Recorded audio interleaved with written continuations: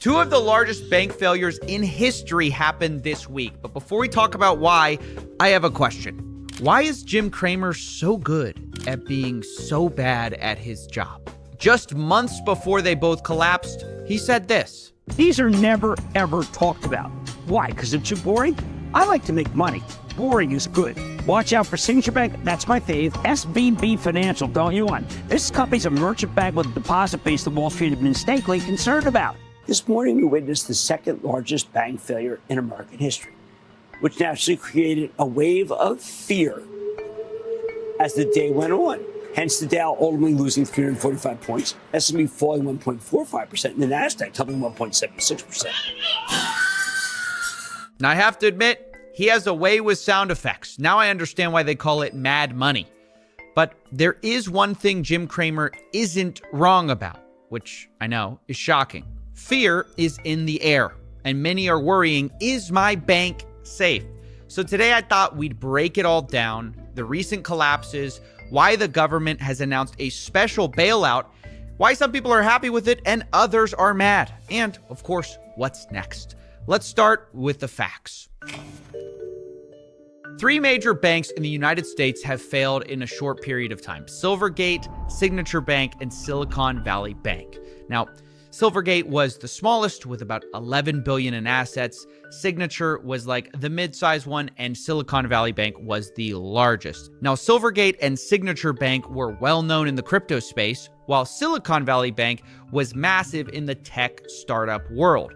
However, despite their differences, these banks failed for similar reasons at a high level, which is this. They all experienced a run on the banks when too many people demand too much money too fast, and the banks don't have cash on hand. Now, I want to make something clear. It would be easy to draw the comparison to the crypto crash in 2022 when several crypto companies like FTX collapsed, but there's an important difference. Companies like FTX were insolvent. When there was a run on their banks, they had no money to give. Whereas the banks we're talking about were illiquid, meaning they had the money, but when they had the bank run, some of it was locked up in long-term assets like bonds. Now, to be clear, these are not the same things at all. But things can get a little fuzzy in the details. For example, when a bank run happens, what can start as a liquidity problem can become an insolvency problem if the bank has to sell what they have for cash. And let me explain.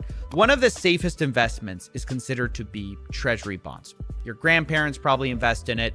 Banks invest in them, both for the same reason. They provide a stable rate of return. So say you're Signature Bank, right? You've got billions of dollars in customer assets. Where do you put it? Well, into treasury bonds, which let's say earn you 1% a year. You keep some cash on hand for withdrawals, but you figure, look, if I need to sell these, I can sell my bonds, right? But what happens if interest rates rise really quickly? Well, suddenly you have this 5-year bond you bought a year ago, which gives you 1% a year. But now the government is selling the same 5-year bond and offering 5%. Because of that, now your bond's value on the open market drops. It's no longer even worth what you paid for it because it's giving less interest than other bonds. And so if you try to sell that, well, now you lose money. Now, to be clear, if you held the bond to maturity, well, you would still make that 1% and not lose anything. But when depositors are asking for cash, it's simply not an option to hold on. Now, I know that seems complicated, but the essence of it is this. Banks were forced to sell long-term assets that they didn't want to sell, like bonds, and they took losses because of these bank runs. Because of that, what started as a liquidity crisis became an insolvency crisis, and that's why they got shut down, because they weren't going to be able to service all those withdrawals. So now what, right? Doesn't the government guarantee bank deposits? Why are we even talking about this? Well, they kind of do. The FDIC insures up to $250,000 per account. However, at places like Silicon Valley Bank, they had a lot of accounts with a lot more than that. Because as we spoke of, they hosted a lot of venture capital startups that might have had anywhere from $10 to $50 million in there. And suddenly, that company, which was healthy yesterday, now can't get access to that money and can't meet payroll because their bank had failed. And this triggered a huge response from many in Silicon Valley to call for depositors to have their money guaranteed, with people like Jason Calacanis saying, "You should be absolutely terrified right now. That is the proper reaction to a bank run and contagion. Guarantee all deposits up to $10 million or this will spiral into chaos." And comments like this sparked a huge debate on whether the government should or would get involved. Ultimately, with the answer coming on Sunday when the U.S. Treasury said this, quote, "Depositors will have access to all of their money." And there you have it. The U.S. government is stepping in to save not only Silicon Valley Bank, but also Signature Bank as well. They did this citing a systemic risk exception, which really boils down to a single idea. Please don't panic, guys. Please don't take out your money. Ultimately, the U.S. government doesn't want you worried about your bank deposits. However, not everyone saw this as a win. Many were quick to point out that, once again, the government only seems to step in to help a certain type of person. Quote, "Mark Cuban, bail out Silicon Valley Bank tonight. Feds, approved. Goldman Sachs needs $824 billion. Approved. JP Morgan Chase needs $416 billion. Approved. Average Joe, my wife has cancer. Can we get Medicare? We're broke." Now, I do have to tell you that those in favor of the Fed's actions will tell you that this is an unfair characterization, that it's not the super rich getting bailed out. They'll point out that this isn't a traditional bailout at all because it only applies to the depositors and that executives and shareholders will get nothing. And that sounds good, except for the fact that some executives and shareholders in Silicon Valley Bank had already cashed out, with Greg Becker, the CEO, selling $3.6 million worth of his shares right before their collapse. And this gets even worse when you consider that Greg Becker was one of the people who lobbied to deregulate his own bank. According to Heather Landy of Quartz, quote, "The ability of these banks to fly under the radar in the U.S. was no accident. Greg Becker, SVB's CEO, lobbied U.S. officials several years ago to raise the asset threshold at which banks would be considered systemically important." So let's get this straight. They faced less regulatory scrutiny because they weren't systemically important, according to them, but when everything goes wrong, they're systemically risky and must be bailed out. It's a classic case of wanting it both ways. Now, again, this isn't the same as the full bailouts we saw in 2008. And regardless of whether you land on whether there should have been or should not have been a bailout, the idea that systemically risky banks should get special treatment and regular banks, I guess, don't, sends a pretty clear signal. If you're rich, you should move your money into banks that are too big to fail. Otherwise, you run a systemic risk of ending up on Jim Cramer, feeling like this. Name a better comeback than Ponzi schemes. Used to be illegal, but in 2022, they're flying higher than oil prices. More common than a single guy at a Bored Ape convention, they have exploded in popularity, especially among our ruling class, the billionaires. Which is why today we are investigating yet another billion-dollar Ponzi scheme. And no, I'm not talking about Do Kwon's terrible decisions. That's totally last month. Today we're talking about USDD. That's a double D, as in double the dumb people who believe in it. And like all Ponzi schemes, this one says it's different. Luna failed after it offered 20% a year and attracted billions of dollars in investments. USDD is changing the game by offering something different, offering double the amount of interest, nearly 39.6% per year, according to their website. And they claim it's risk-free, because of course they claim that, right? Now, we've seen this movie 1,000 times, but let's pretend to be a government for a second and give this Ponzi scheme the benefit of the doubt. How are they claiming such a high risk-free return? How's it possible? And who's behind it? Well, it turns out to be a billionaire named Justin Sun. He's quite the controversial figure in his own right. According to The Verge, he fled multiple countries under fear of prosecution, and a former employee alleges that they were engaged in, quote, insider trading all the time, which, you know, in my opinion, is just too much. Some of the time, sure, who doesn't enjoy a couple hours of insider trading? But all the time, it's just greedy. Now, when Justin isn't allegedly insider trading all the time, he has another job, which is as an ambassador for the country of Grenada, which gives him diplomatic immunity in Switzerland, which doesn't really matter except for the fact that it grants him the title of His Excellency for some reason, which he really enjoys being called in interviews.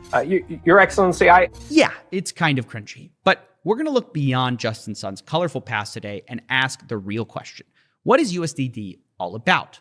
Is it truly a Ponzi scheme? Is it something completely legit? Well, Justin admits that, quote, he came up with the idea for USDD after witnessing Terra's dramatic ascent. In other words, they made a lot of money, now he wants a piece. But his timing was unfortunate. He launched USDD only a few days before Terra Luna's collapse, which obviously isn't a great look. Despite that, he still wants to convince people that his coin is going to be different. He claims that just because one goes bad doesn't mean they're all bad. It's kind of like real estate. I believe Luna's fail is kind of like, recently in China's real estate, Evergrande, they're using too much leverage in a very short period of time. So according to Justin, UST and Luna failed because they grew too quick and were over leveraged, and he's not going to suffer the same mistake. But before we get into the differences, we have to address the similarities between US Terra and USDD because there are a lot.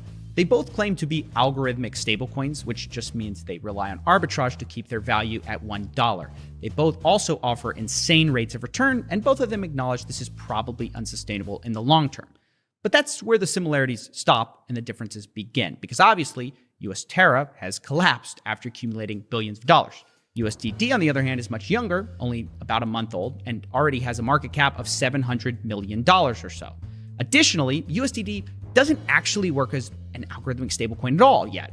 Right now, the mechanism for arbitrage is actually turned off, and minting new USDD is only allowed for a small number of whitelisted institutions, such as Alameda Research, among other people. Now, the reason this is important is because it makes USDD safe from the famous algorithmic death spiral, at least for now, because this is only possible when burning and minting is active. So if you're planning to short this coin, probably don't, because it's not actually an algorithmic stablecoin yet. Of course, they claim that they will eventually be one when they enable this feature because, of course, they're not that stable until people can arbitrage, which is probably why they're depegged from $1 and instead trade about at 97 cents. But the question this all begs is, why is this worth $1 at all if it's not really an algorithmic stablecoin? Why isn't it just worthless? Well, the reason for that is something called the Tron DAO Reserve, which claims to back USDD with a bunch of crypto assets. In fact, they not only back them, they say, we've over-collateralized. We have more than enough money to back up this USDD. And this is one reason they claim they're different. They're collateralized at 300% and promise they're going to use it to defend their money. They also link the associated addresses that have this $2 billion worth of funds that they say they have.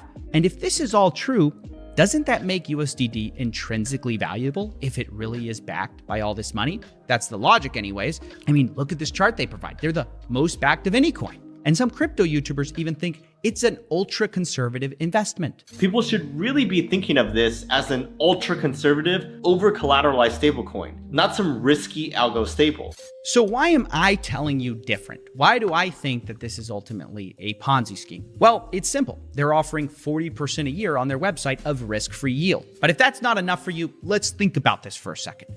They're only over-collateralized as long as this coin doesn't get super successful, because over time, as more and more people invest in it, they don't just magically get more collateral. Their collateral stays the same, which means that slowly, by their own success, they will become under-collateralized and eventually death spiral like every other algo stablecoin. In fact, if they ever reach the success of something like US Terra, they would actually only have about 10% collateralization. Now, it's here that some people might want to stop for a second, because you might say, well, that's of course why Justin Sun is so careful in interviews. He says that the growth of USDD needs to be slow. It needs to be organic. He's not in a big hurry. First of all, we need to base our growth on organic growth rather than a very short period of time growth with full leverage. I think that's the first lesson. But this actually doesn't track to reality, because USDD has grown extremely fast. They've grown to almost $1 billion in a little over a month, and it's almost all been minted inorganically by centralized entities. Remember, regular people can't just print USDD. In fact, one of their biggest users is actually none other than Justin Sun himself. That's right, big shocker. The main user of USDD is the creator, Justin Sun. I discovered this when I started investigating his various wallets. See, he minted $40 million on Ethereum and also $40 million on the Binance Smart Chain, but it didn't start there. It originated on his home blockchain of Tron and passed through a bridge contract.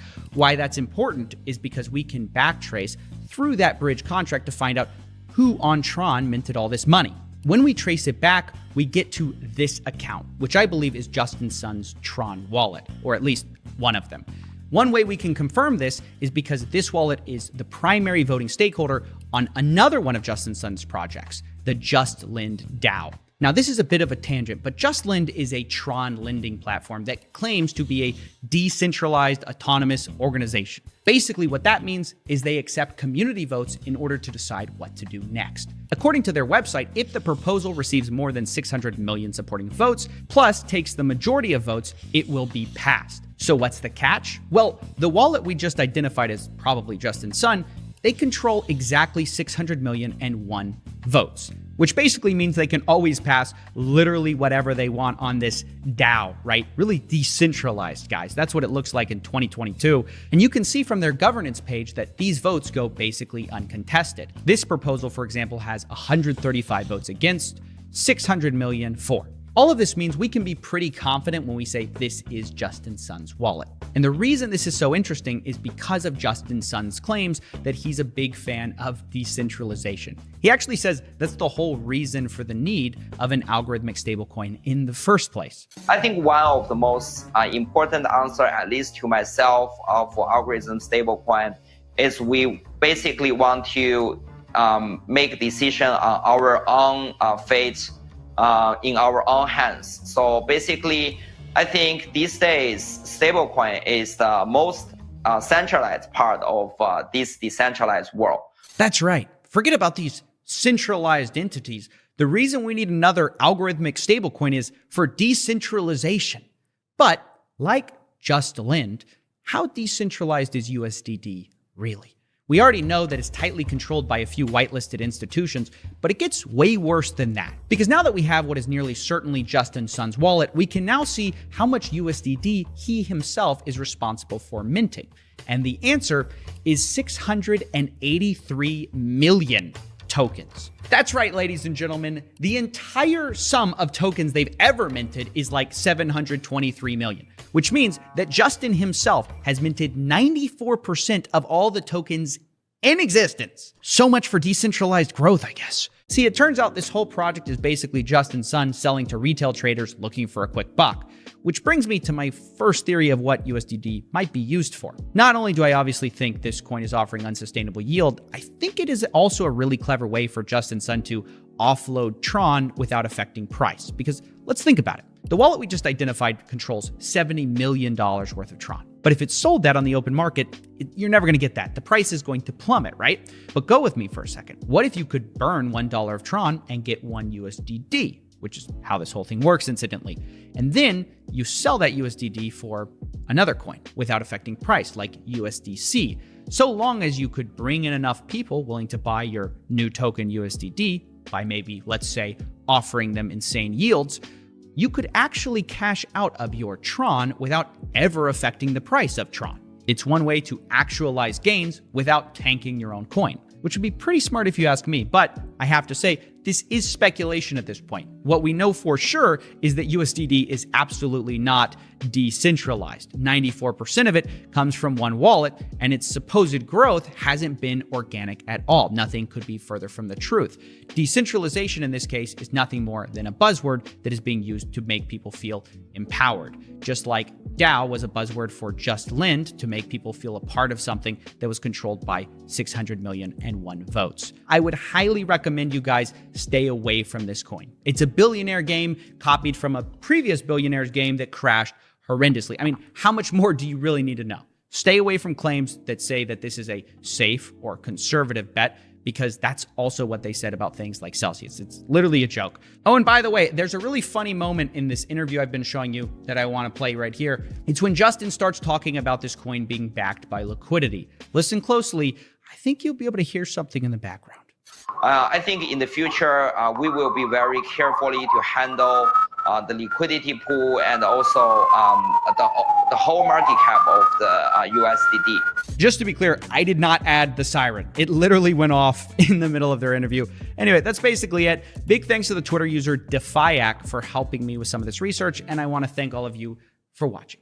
You guys tell me, if I'm wrong here, but I don't think there's ever been a fundraiser that started asking for $100,000 and ended up asking for $4 million each time with some new little stretch goal, each one being a little bit more than the last one. I've just never seen anything like this. I made this GIF in the last video and I thought, I wonder if that's a bit of a cheap shot. But now I don't think it is. If you don't know, guys, London Real on April 21, like literally a few weeks ago, he just started his digital freedom platform and was only asking for $100,000. Now, that goal was quickly met and stretch goals were created because, we got to raise more money. We got to raise money through the end of the deadline here because we're only fundraising till the Rose Ike stream, which was their big event. And we'll just keep fundraising and we'll put it towards new goals and then we'll cut the fundraising off. This is going to go on for another 10 days until Rose Ike and we're shutting off. We're going to be closing down this fundraising campaign very soon. So again, we're closing this thing out on May 3rd. We're not going to keep taking all your money. We know this looks kind of bad, but we're just going to keep raising money to the end of the fundraiser. And they did that, and they raised $1 million. And we've covered that in another video. But now, guys, and I can't believe I didn't see this coming, London Real now wants another $3 million for the digital freedom platform. And no, I'm not kidding you. You couldn't make this up if you tried.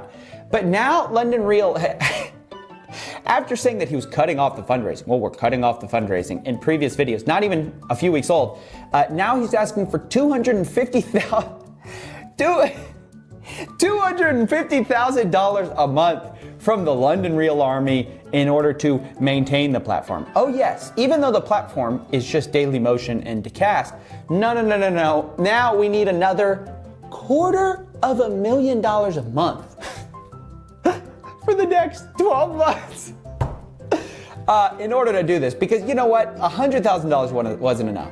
No. $100,000 wasn't enough. In fact, it seems like pittance now. That won't even cover 1 month of the digital freedom platform. $1 million wasn't enough. Now, Brian Rose is asking for a total of $4 million from his followers, all to be raised. Now, do these followers get anything besides a t-shirt, a few things like this? Do they actually get any stake in this platform that they're literally, spending all their money on? No.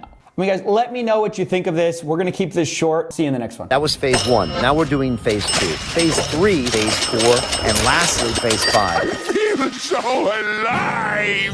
Cha-ching, cha-ching, cha-ching. We're closing this thing out on May 3rd.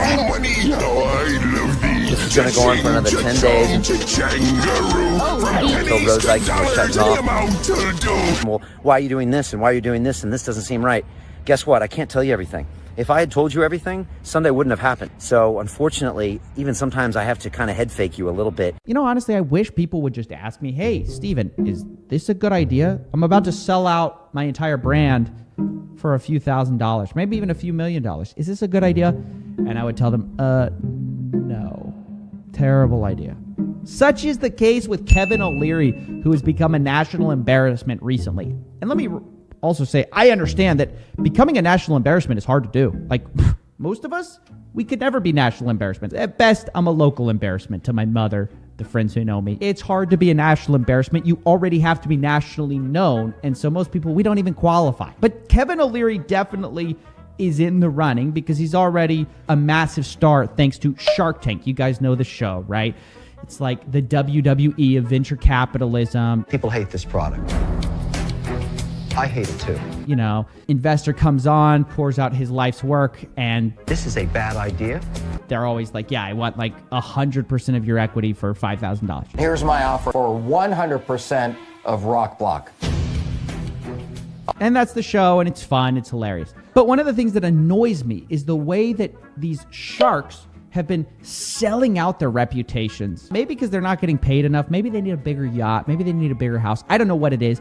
But now that they're all massive celebrities, they've been selling out their image and moving totally away from this idea that they had when they were sharks, like, oh, we're no-nonsense business guys, into selling out their brand to the highest bidder, no matter how scrupulous or unscrupulous they were. We already covered Robert Herjavec, who was caught in a little real estate scheme. But you should also know other sharks are also doing this. Damon John also endorsed Jason Bond picks, which if you guys know stocks, you know what a joke that guy is. All right, listen, before I contacted Jason, I'm a shark, right? You know I have no problem about, ripping somebody apart or just saying I'm out. No, you're a sellout for money. Instead of having to go to the office every day and talking to a full staff or worrying about who buys this shirt or what new company I invest in, I'm going to be sitting on my yacht trading. Well, guys, it's that easy. Just forget about a business, trade from your yacht. So that's a massive L right there. But nothing is worse at all, pales in comparison to what I'm about to show you guys today. Because Kevin O'Leary has taken sellout to the extreme and gotten himself on Cameo.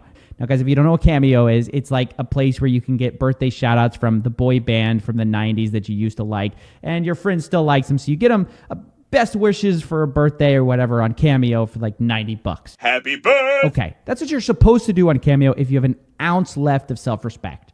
What Kevin O'Leary is doing on Cameo is charging $1,200 for business shout-outs for any business that you want. Hey everybody, Mr. Wonderful here. Hey, Mr. Wonderful here. Hey, Mr. Wonderful from Shark Tank here. Busy kid. And that's what Trading was all about. Millcroft Lawn Care. Prunosa. It's a website that personalizes and helps you grow your business. It's the only app where your kids can track their chores. Look, please call Anthony or visit his website, www.burlingtonlawncare.com. Now, if you're a plastic surgeon, you're going to want to hear me on this thing. I'm shouting out for a service called Plastic Surgeon Ad Experts. It's been, Like, what? You're shouting out for plastic surgeon ad... Who? Kevin, what do you know about these guys? Besides the script they gave you to read. You have to generate leads. You want to do that efficiently, productively, and you want your customer acquisition costs to be as efficient as possible. And that's exactly what surgeon ad experts do. So check out Plastic Surgeon Ad Experts because they're focused on your vertical if you're a plastic surgeon. Check it out. I mean, am I crazy here? This is embarrassing. Like, he doesn't even disclose the fact that he's being paid to do this, right? Like, if I'm shouting out, I don't know, Blue Moon, to use a offhand example, I have to tell you, I'm sponsored by Blue Moon. I'm not going to say, hey, I'm doing a shout out for my friends over at Blue Moon. They're not my friends. They're paying me to say this. And look, goes on and on. Hey, Mr. Wonderful here. And one of the things that everybody's thinking about is, can I get a side hustle? Who are you shouting out now? Come on, Kevin, tell us who. I'm doing one for Side Hustle app. Oh, great. Side Hustle app paid him to do this. And why would he do this, right? Why would people pay so much money for this? Because $1,200 is a lot if you're just going to keep this Cameo to yourself. Because that's what Cameos are meant to do. But that's not how people are using Kevin O'Leary's shout-outs, and he knows that. They use them to endorse their own business. Look at this. E-Trio gets a shout-out from Mr. Wonderful. Shark Tank's most beloved Kevin O'Leary gives a big shout-out to Satha Yalanamachili. Okay, check it out. Hi, Mr. Wonderful here, and I love to celebrate entrepreneurship. And I mean globally. So here's a really interesting shout-out. Hey, buddy, you're not doing a shout-out. You are doing thousands of sponsorship posts and selling out your brand to trick consumers. Let's be clear about what you're doing. It's not you like how he does that? Like, it's a great shout out. Interesting shout out I have going on here. Not what you're doing, buddy. So here's a really interesting shout out. Look at this. They spelled his name wrong. Leary of Shark Tank endorses E-Trio. And look, why wouldn't they say that? They paid $1,200 to say that. And Kevin knows they paid to say that. I can't even tell you how many people lately I've seen do this where they get Kevin O'Leary specifically. He's like the king of this, of these fake shout-outs. Hi, Mr. Wonderful from Shark Tank here. Has sold nearly 1,000 different products on Amazon alone. Check out Sophie's book. Thank you for the kind words, Kevin. There it is. You can pretend like the endorsement was all natural. What? I paid for it? What do you mean? This is just what Kevin O'Leary, me and Kevin O'Leary, we're just tight like this.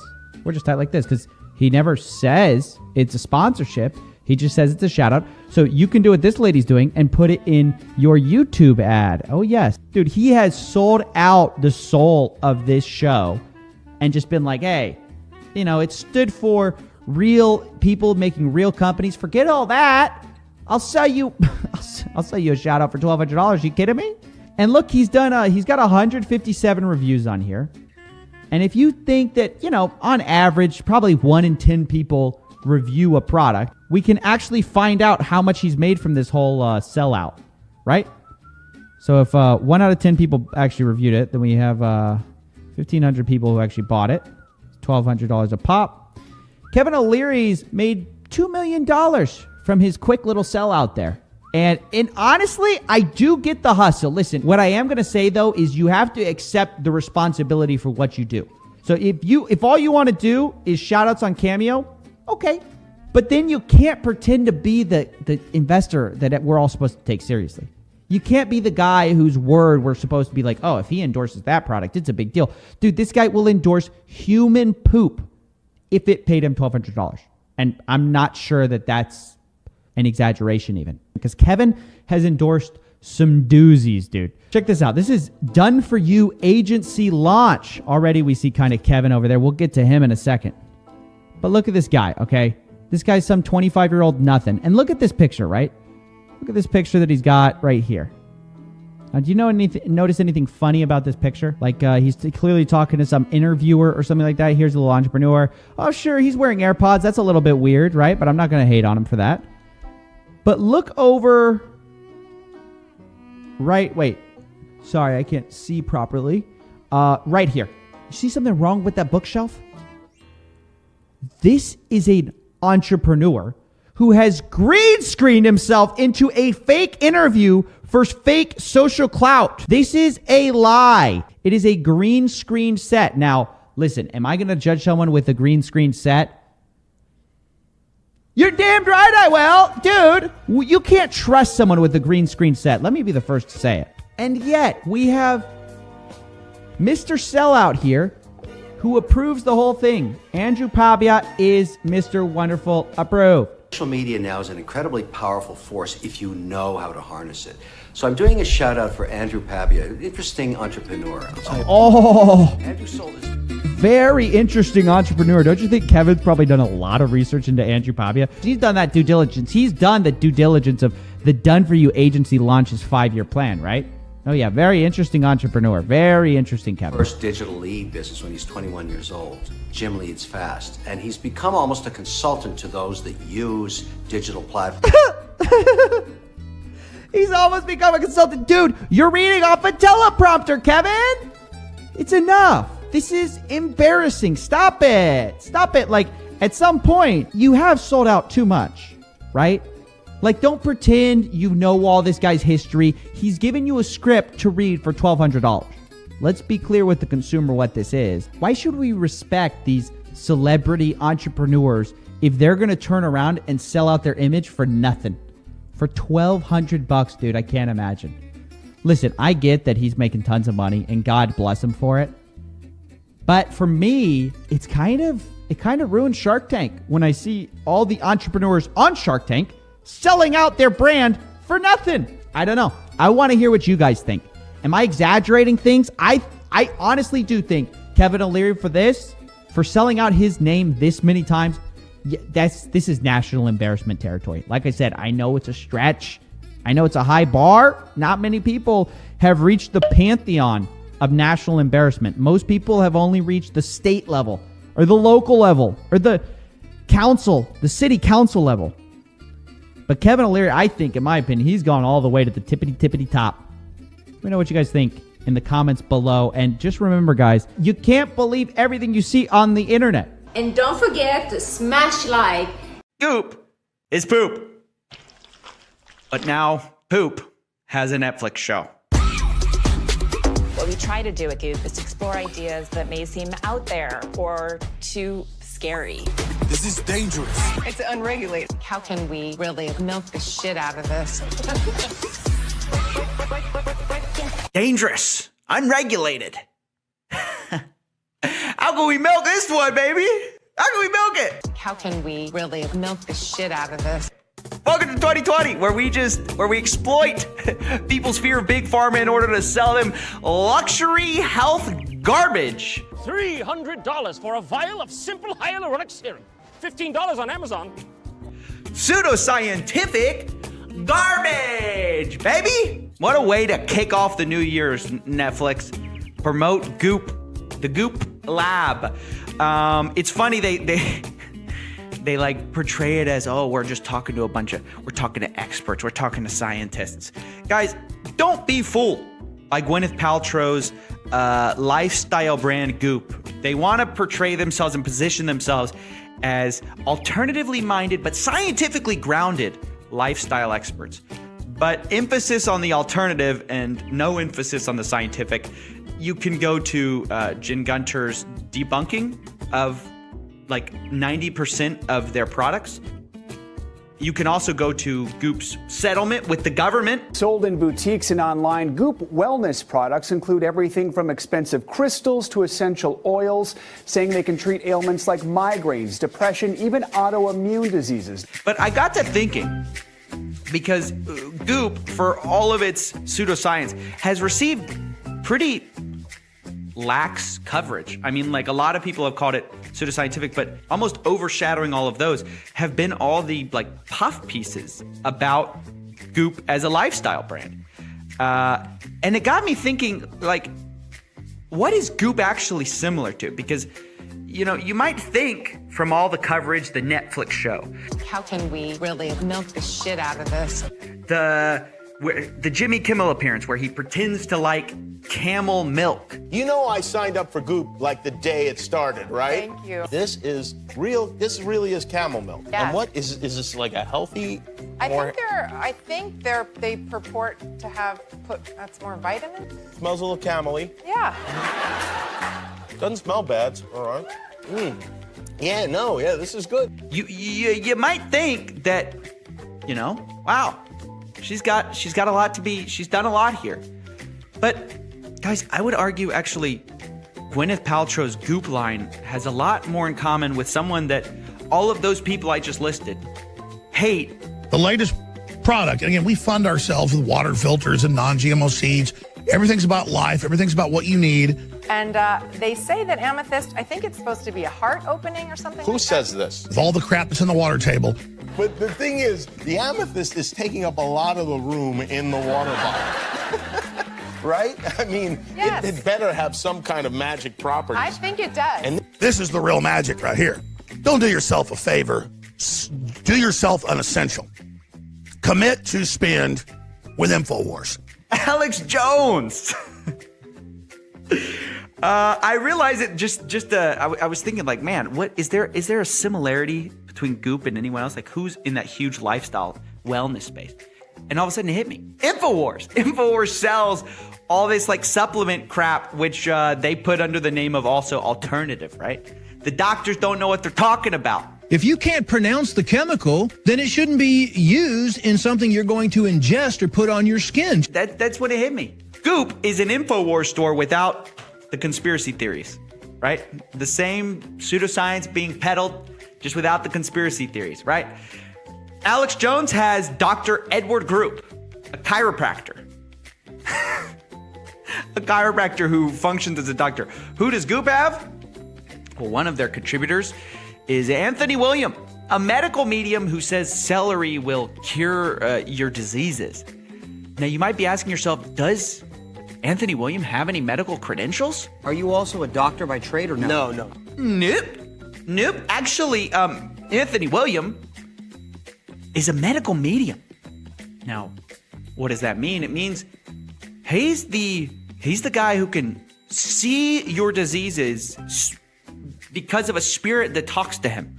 And that voice tells me what's going inside the body. So what's happening? You know, are you sick? Kim Kardashian promoted this guy, his little woo-woo. I'm just gonna take a look straight here. I'm talking to spirit, so just going through every organ, looking for the problem. Woo-woo-woo. And he also calls himself the only one. I've never heard of another medical I am the medium. only medical medium. You're the only medical medium? Yes. Wow. Yes. He can't be wrong because he's the only one who can see what he can see. So, isn't that nice? So yeah, Goop allows this guy to regularly post on their thing. Yeah? Well, guess what? That's me. I just described me right there. That's me. Yeah, I'm 14 years old, but that's what I've done. You know, yeah, you can say I don't have experience, but I have had one-on-one conversations with Gary Vaynerchuk, with Grant Cardone, with the best of the best, and that's what I'm going to be delivering to your team. There we go. That's what I've been waiting to hear. Yeah, okay. Welcome to Fake Gurus, Part 3. This is Caleb Maddox, and that's him on a fake sales phone call. An actual sales phone call, according to him, where he makes $10,000. And of course, it's not real. Now, in the last video, some people asked, don't you have better things to do with your time? No, I don't. This is my favorite thing to do. But secondly, the reason I call them out is because it takes away from the people who are really doing it. And so the best thing I can make an analogy to is fake martial arts.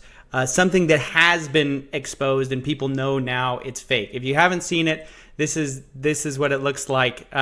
So it takes away from people who actually are like MMA fighters and stuff like that to see people like this who are obviously faking skills.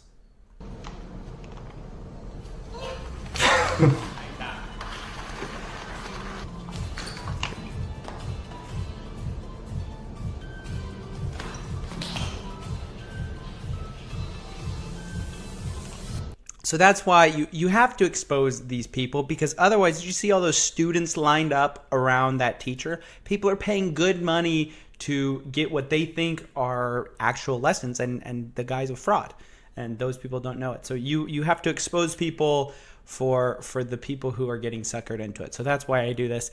Caleb Maddox is a motivational speaker, young money millionaire. And really what I want to get on him about is one big lie he recently, or he did a while ago, I guess, where he says he did a $10,000 day. And what he means by that is he made a deal for $10,000 during a single sales call, and he supposedly recorded it live. The tips I give in my speech, they will apply and make you $100,000 off of that. Me coming up there. So basically, it's like you're giving me $10,000. I'm flying up to speak at your thing, and as soon as I get there, I'm handing you a $100,000 check. That's the ROI of this deal. That's a great question. Why would you pay a 14-year-old $10,000? And the reason why, you know what? No. You know what? You're right. You probably shouldn't pay me 14. Or you probably shouldn't pay me $10,000. I'm only 14. But I actually have a friend who I think can do a better job than me. He can come down and speak for you. He actually he just did an interview in Entrepreneur Magazine. He also did an interview in Forbes. He did an interview in Huffington Post. He did an interview on national television. He just spoke with Gary Vaynerchuk. He's speaking with Darren Hardy. As well, he's also written a best-selling book. Would you be interested in having him come out? Yeah? Well, guess what? That's me. I just described me right there. That's me. Yeah, I'm 14 years old, but that's what I've done. Yeah, you can say I don't have experience, but I have had one-on-one conversations with Gary Vaynerchuk, with Grant Cardone, with the best of the best, and that's what I'm going to be delivering to your team. Let's make this happen, man. There we go. That's what I've been waiting to hear. Yeah, okay. What's funny to me is he oscillates between bro and sir all the time. Yes, sir. Bro, come on, bro. I'm going to make you $100,000. So basically, it's like you're giving me $10,000. I'm flying up to speak at your thing, and as soon as I get there, I'm handing you a $100,000 check. Okay. So a little background. So if it's not completely 100% obvious, that's not a real sales call. That's not how real sales calls go. People don't flip on a $10,000 decision based on you listing off your resume. The reason I know that is because I did new home sales. I was in new home sales for about a year, which is not forever by any stretch of the imagination, but it is enough to know what can be done and what is not in the realm of possibility. No one flips on a $10,000 deal because you listed your resume to them arrogantly. That just doesn't happen. Nobody flips because you promise them an $100,000 ROI without explaining how they're going to get that ROI. The other thing is, look, he goes, it's the 7th or 8th call. This is what, our 7th or 8th call, man? Nobody does sales deals like that. Why would you be on the phone for the 7th or 8th time with somebody? What, you can't decide? People decide after their 2nd or 3rd interaction with a salesman. In fact, they usually decide the first time on the way home, and the second or third time are just confirmation to get their worries out of the way. Nobody gets on 7 or 8 business calls. I mean, it's obvious the kid is making it up. So I don't feel like I have to go on more than that, but the reason I actually wanted to get this video out of the way is the next video we're going to talk about another fake sales call, someone bigger, much more higher profile. So I wanted to get the idea in your head that these fake sales calls occur, just like people are faking martial arts and all sorts of other things to sell courses. People are faking sales calls in order to sell themselves. Anyway, just I hope you enjoyed another episode of Fake Guru. This time we have Caleb Maddox with his fake phone calls. And yeah, I hope you enjoy. I'll see you next time.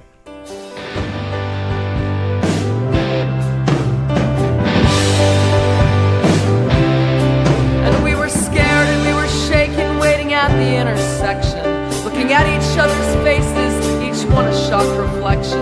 We laughed with nervous laughter at the crazies in the street. It's only cause we know it's how we kind of want to be. And there's a fraction of a brain cell chain that makes us what we are. One false move, you're in the mirror, someone's laughing. I'm lucky that you love me, and I'm glad we never fight. And I'm lucky that I like myself, but late at night I doubt. So I'm scared to look at mirrors, just in case I start to shout. Grant, thanks for coming in, buddy. I know you don't believe in psychiatrists, and that's okay because I'm not a psychiatrist. So don't worry. Don't get so defensive, okay? Put your hands down, Grant, because you know what you've been up to. You know you've been acting very strange. Your friends have been telling me you've been acting different ever since the pandemic. And Grant, let's just talk about it, right? It's time for an intervention. Act like a boss, not like a bitch. What's next is insane.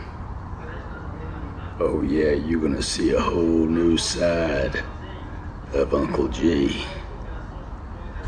I'm talking crazy. Are you ready? Can you handle it? Will you love me? Or will you hate me?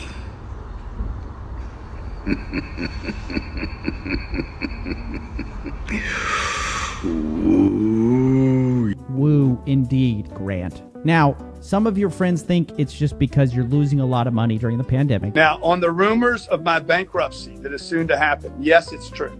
Okay, I'm losing the plane, the condo. We all know you're stressed, Grant. And maybe it's time to meditate or something, but you got to stop posting to social media, buddy. Please, I don't need a lecture. I'm a goddamn grown man. Oh, so he finally speaks, huh? Well, really, you're so grown. Explain this, Grant.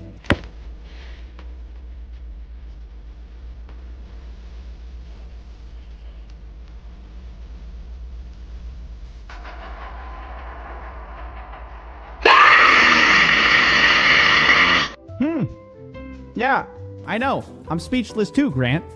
And that's not even all there is. For this next clip, I'm actually going to be wearing some safety protection. This is for my safety, not for yours.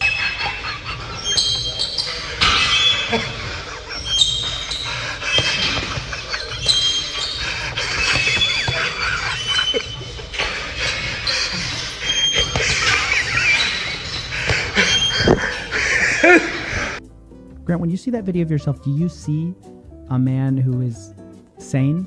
Have a 10x day. Have a 10x day. Nurse, we're losing him. Come in here. Nurse, get in here. We're losing him, please. We're losing Grant. Patient record, Grant Cardone. I was unable to get the patient responsive for the rest of the session. He would only shout cryptically, have a 10x day. But with a few more sessions, I do think that he may make some progress.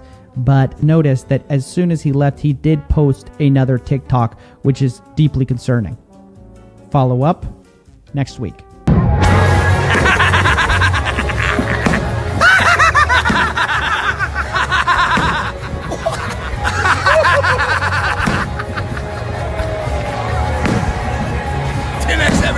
Ladies and gentlemen, this is an update to the White Hat Jr. story. If you haven't seen it already, you can go watch it here. Basically, to summarize, an ed tech camp is using thuggish tactics to take down any criticism they deem in any way negative of them. At the same time, they try to pretend that they're very accepting of criticism. I showed you guys that in the last video. Of course, it's colloquially known, even I was getting comments, that they take down stuff. They love to do it. But what isn't known is exactly how extensive this is, right? So I'm here to tell you today. You remember those Slack conversations from last time that were leaked? Well, someone went through them and cataloged all the links they were following, reporting, monitoring, trying to get taken down, and they actually categorized it in a gigantic spreadsheet, okay?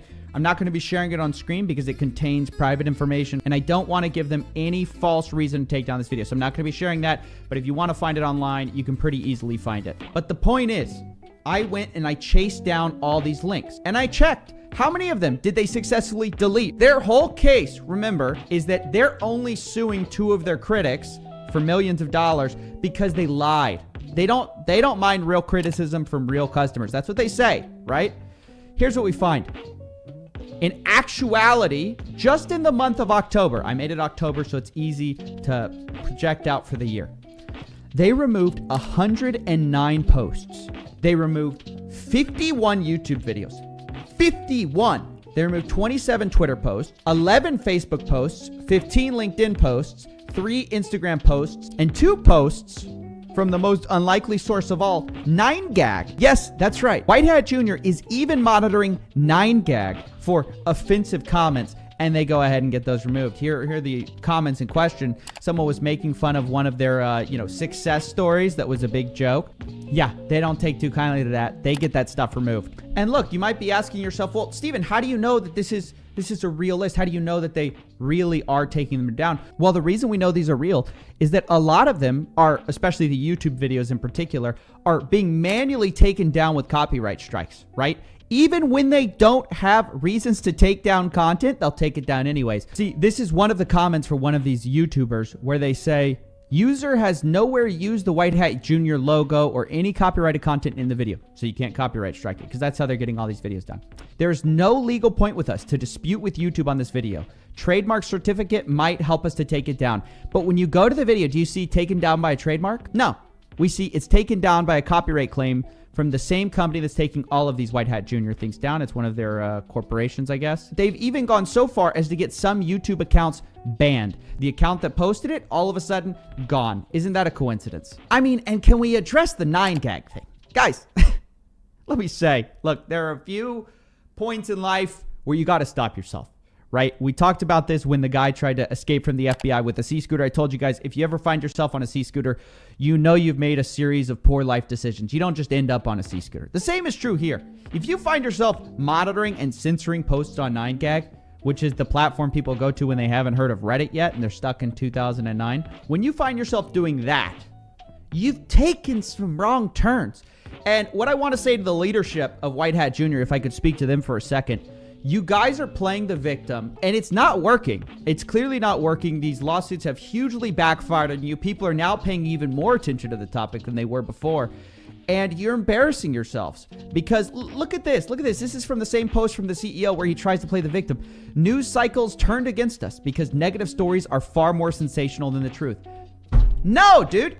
The truth is, look, I didn't have to sensationalize this. You sensationalized it. The fact that 109 critical posts were removed in October, that's already a sensational fact. And you created the negativity for yourself. Instead, you're trying to pretend like, oh, we didn't want to go to court, but you sued. Oh, false, unethical attacks. What's false? One of the main criticisms that Wolf Gupta is a false imaginary character. You, in your lawsuit, admit it is true. So you're suing them, but they're right about their main critical points. So look, again, speaking to the leadership at White Hat Jr., you guys have to take a different path. This isn't going to work for you, this constant censorship. Instead, you got to drop the lawsuits, stop the censorship, admit to messing up, and call it a day. But this isn't going to work. What I'm seeing right here, taking down 100 posts a month, how long do you think you can keep doing that till there's 1,000 negative posts a month? I mean, if there's one thing the internet hates, it's somebody trying to shut down the internet. And that's exactly what you guys are doing here.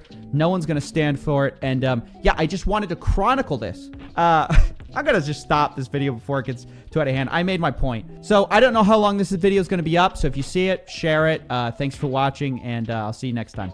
And don't forget to smash like and subscribe. Thank you. It's hard to believe that only a week ago, Luna was one of the top cryptocurrencies with billions of dollars flowing into it, and all it took was one market downturn to turn this golden token into digital toilet paper. I mean, in 1 week, Luna has gone from $80 a token to less than $1. This chart is just hard to look at, I'm warning you. It reminds me of BitConnect. Not to mention, UST, their stablecoin, is still depegged. And at this point, I think it's safe to say it's over for Terraform Labs. There's simply no way to reestablish the trust that algorithmic stablecoins need. I mean, after all, who wants an unstable stablecoin? So today, we're going to try to explain what happened and tell the story of why I think this collapse was predictable. By that, I mean, it was literally predicted. There was a $20 million bet about this. And I'm also going to be honest with you about what we don't know as well. Because before we move further, let me say loud and clear. As of right now, no one knows the true culprit for this crash. So far, I've counted 4 different and unique threads going viral, all claiming to know how Luna collapsed, and the explanation is slightly different each time. But what is consistent is their proof is, trust me, bro. In fact, my personal favorite of these explanations is the theory that Citadel, who's the GameStop supervillain, secretly gotten a 100,000 Bitcoin loan from Gemini, which is owned by the Winkle twins, and they destroyed Luna with it. Now, Gemini denied these claims, but who are you gonna believe? A private company or an anonymous 4chan post? Kind of a toss-up, right? And I'm not even saying these are wrong. They just don't have any evidence. So that's where it stands with this forensic side of things. A lot of people claim to have solved it, but nobody seems to actually have done so. But while we don't know exactly what happened, I think it's important to say this crash also didn't surprise anyone. And I think that's worth talking about.